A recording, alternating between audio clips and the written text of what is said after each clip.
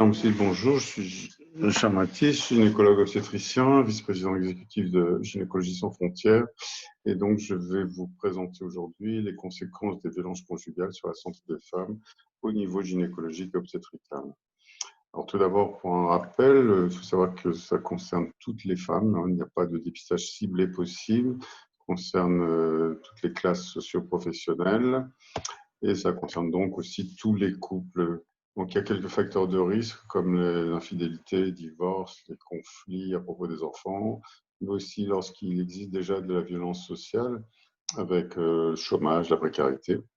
Les différences au sein du couple, comme les différences d'âge, d'origine culturelle et la grossesse qui est un des facteurs de risque majeur des violences au sein du couple, puisque 40% des violences surviennent la première fois à l'occasion d'une grossesse. Les conséquences au niveau de la santé sont des conséquences organiques que nous allons voir aujourd'hui. Les conséquences psychologiques seront abordées sur un autre chapitre. Il y a les conséquences traumatiques, bien entendu, secondaires aux coups et aux blessures, avec, on le rappelle, un décès tous les 2 à 3 jours en France. Il y a quelque chose d'un petit peu moins facile à expliquer, c'est la survenue de pathologies chroniques ou l'aggravation de pathologies chroniques, comme les cancers, les pathologies bronchopulmonaires, cardiaques, endocriniennes, le diabète. Cela pourrait être dû à une baisse de l'immunité. En effet, les victimes de violences sont affaiblies par le fait d'être souvent traumatisées.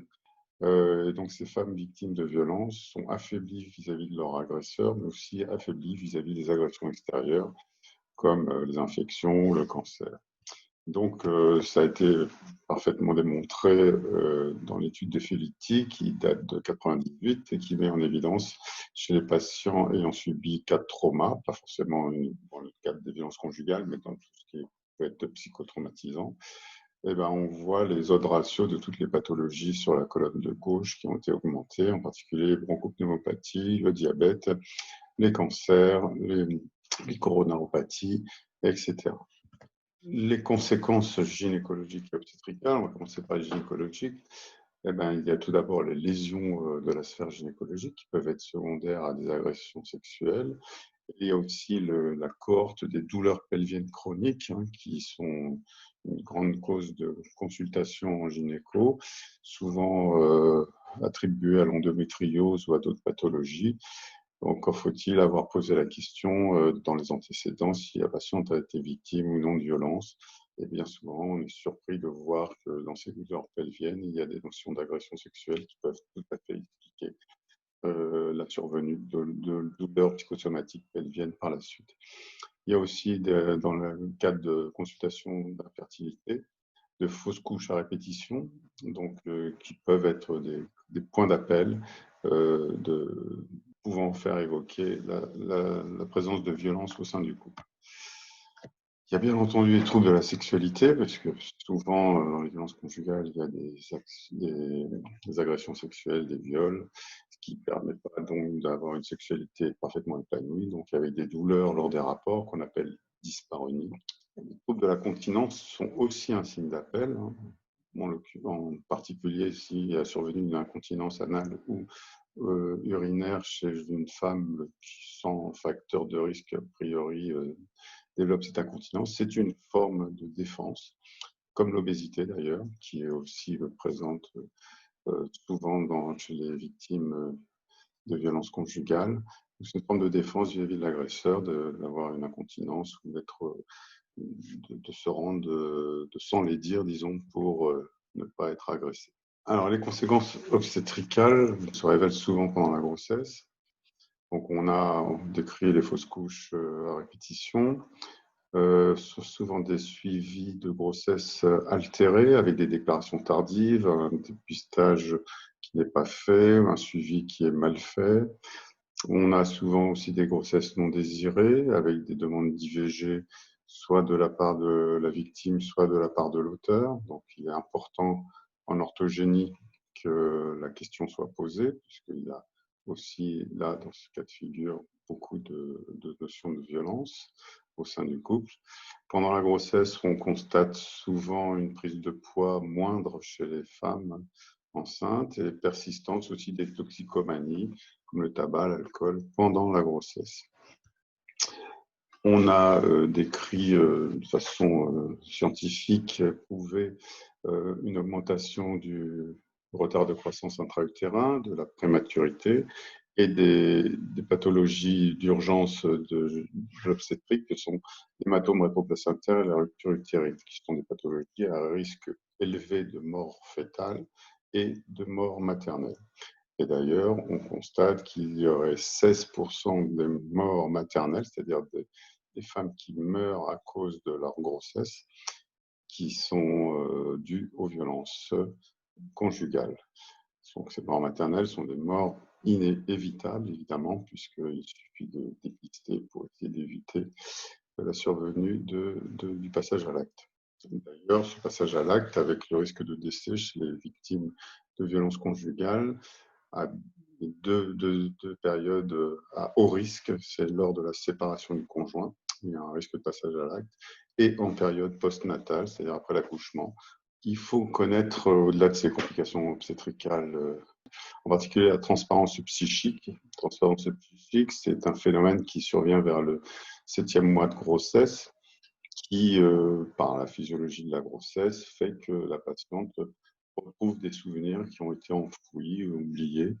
Et quand ces souvenirs sont des souvenirs traumatisants de violence, bien entendu, elle se pose la question de savoir pourquoi tout à coup elle fait des cauchemars avec des images horribles ou elle a des pensées intrusives horribles. Donc elle n'est pas folle, parce qu'elle peut se poser la question de savoir pourquoi tout à coup elle a ces pensées complètement pseudo-délirantes, mais c'est tout à fait classique et donc il est bien de pouvoir prévenir les femmes victimes. Les professionnels aussi ont à faire un chemin aussi vis-à-vis des femmes victimes de violences, parce qu'une femme enceinte, lorsqu'elle est suivie par ces professionnels, a tendance à subir des violences qu'on a décrit là depuis quelques années et qui c'est très bien de les décrire, parce qu'effectivement, il y a un phénomène de domination et d'infantilisation de la part des obstétriciens, des sages-femmes vis-à-vis des femmes enceintes, avec des conduite assez autoritaire sur le diabète gestationnel, par exemple, savoir s'il faut faire du dépistage anténatal, et surtout la voie d'accouchement qui reste la décision de l'obstétricien bien plus souvent et difficile pour une femme de faire accepter ses désirs vis-à-vis de la voie d'accouchement. Donc il y a quand même cette domination qui reste bien ancrée. On a tendance à faire des progrès avec le projet de naissance, mais il faut voir les petits sourires narquois lorsqu'on apprend qu'une femme a un projet de naissance avec pas de péridurale, ou peu de médicalisation, ou la baignoire, etc. On progresse, donc c'est mieux qu'il y a 10 ans, mais il y a encore du chemin à faire. Donc, il y a aussi des violences professionnelles par rapport aux actes, et des actes intrusifs. Maintenant, heureusement, on ne fait plus de toucher vaginal systématique à chaque consultation prénatale. Ça n'a aucun intérêt.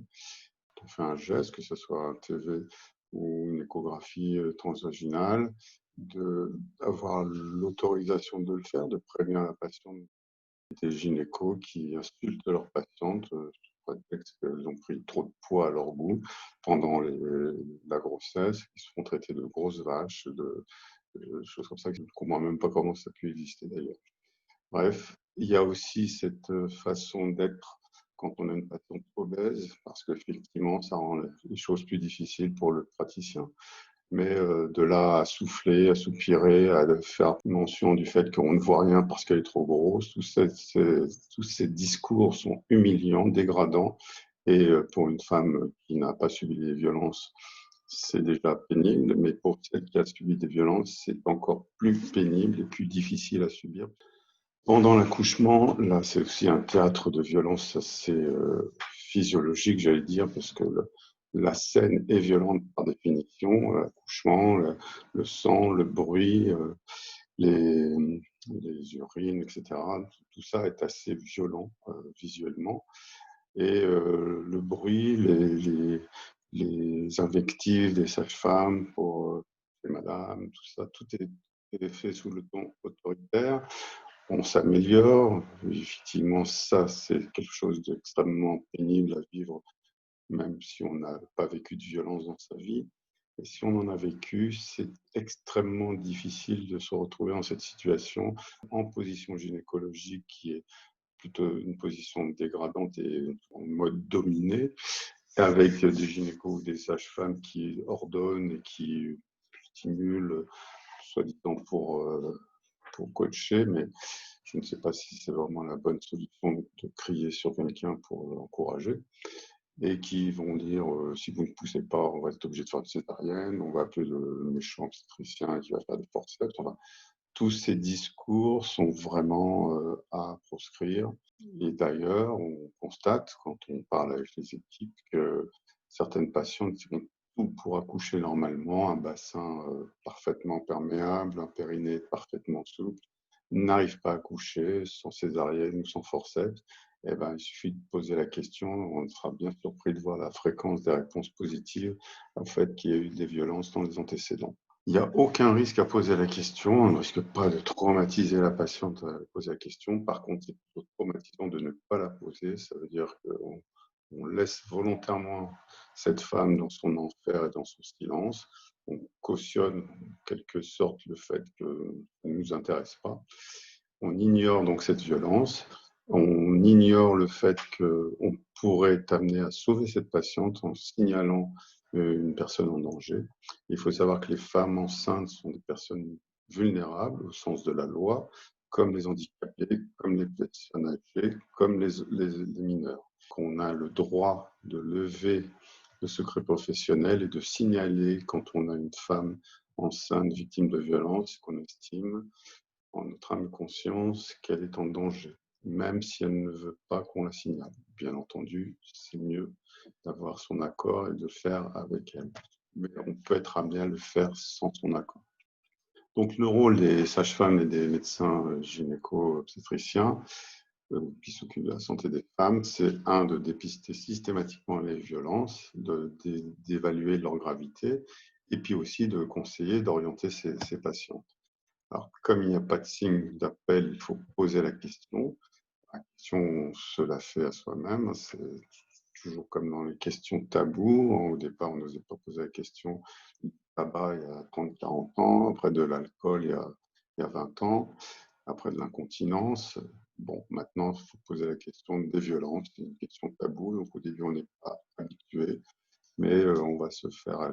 Plus on la posera, plus on sera facile avec cette question. Et puis être en aptitude à écouter la réponse. Et puis des fois, c'est pas si évident que ça. Les patientes ne savent pas si elles sont victimes de violence ou pas, ou si c'est quelque chose de normal. On peut poser la simple question de savoir si avez-vous peur de votre conjoint, de votre partenaire, de votre compagnon. Parce qu'on peut se disputer, on peut être en désaccord, tout ça, mais le fait d'avoir peur de l'autre, ça traduit une situation pathologique et donc il y a souvent une violence associée. Alors, on nous oppose souvent le temps. Oui, on n'a pas le temps, ça prend du temps, etc. Bon, il faut savoir qu'on voit environ entre 10 et 18 fois les patientes pendant une grossesse, donc on a bien le temps de poser la question. Et après, il faut se poser la question aussi de savoir si on choisit des pathologies. Parce que c'est une pathologie, c'est un facteur de risque de la grossesse. Alors, est-ce que je ne pose pas de questions sur le diabète parce que ça ne m'intéresse pas, ou sur les fractures de jambe gauche parce que je m'occupe des fractures de jambe droite? Ben non, je dois m'occuper de tout et les violences conjugales font partie des facteurs de risque de grossesse pathologique. Donc, je dois poser la question, ça fait partie de mon boulot et je trouverai le temps pour le faire comme je fais pour les autres questions. Donc, en conclusion, nous, les professionnels de la gynécologie obstétrique, nous sommes en première ligne pour le dépistage des femmes victimes de violences conjugales. On a un rôle déterminant pour le dépistage systématique et le début de la prise en charge parce qu'on permet comme ça la sortie du silence. Et puis, on peut éviter certaines conséquences graves pour les femmes enceintes. Et surtout, je n'en ai pas encore parlé, mais ce sera abordé dans d'autres chapitres, c'est le retentissement sur les enfants. Et il faut protéger les enfants parce qu'eux aussi souffrent énormément du climat de violence en cas de violence conjugale. Donc, au moins poser une seule question. Avez-vous été victime de violence ou d'agression physique ou psychologique? et dire une seule phrase: ce que vous vivez n'est pas acceptable, c'est puni par la loi, ce n'est pas vous qui êtes responsable, vous êtes la victime. Je vous remercie.